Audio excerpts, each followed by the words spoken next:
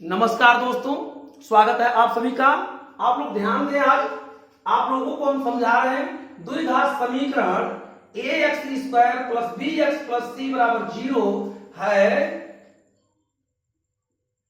तो इस समीकरण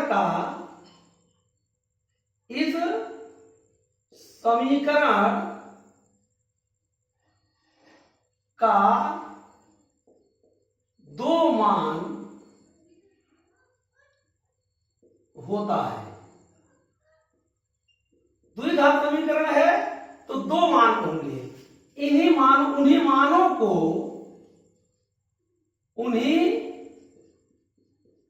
मानों को अल्फा तथा बीटा कहा जाता है। ठीक ना? क्या कहा जाता है? इन्हीं मानों को अल्फा तथा बीटा कहा जाता है। x के दो मान होते हैं, इस समीकरण है ax² plus bx plus c बराबर 0। तो इस समीकरण का दो मान होगा, मतलब ये x का इस समीकरण में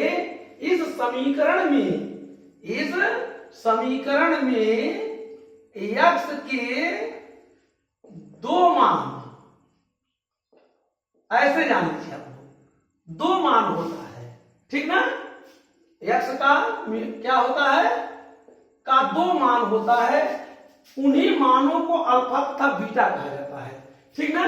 ऐसे में क्या पूछा जाता है? यहां पर पूछा जाता है मूलों का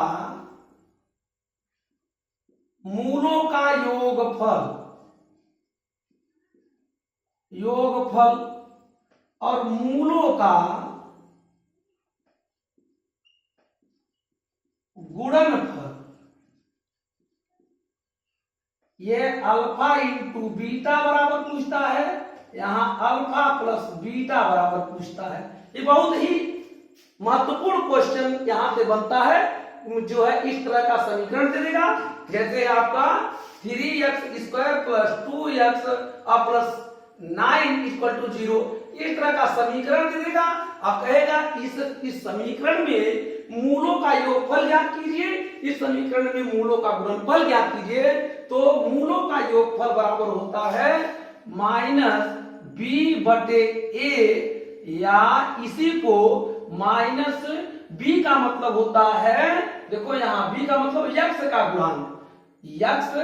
का गुणांक बटे a क्या होता है? x² का गुणांक, x² का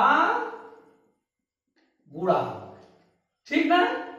माइनस b बटे a का मतलब x का गुणांक बटे x² का गुणांक।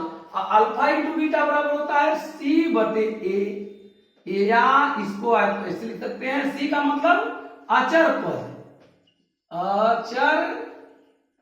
पद बटे a का मतलब x² का गुणांक। ठीक ना?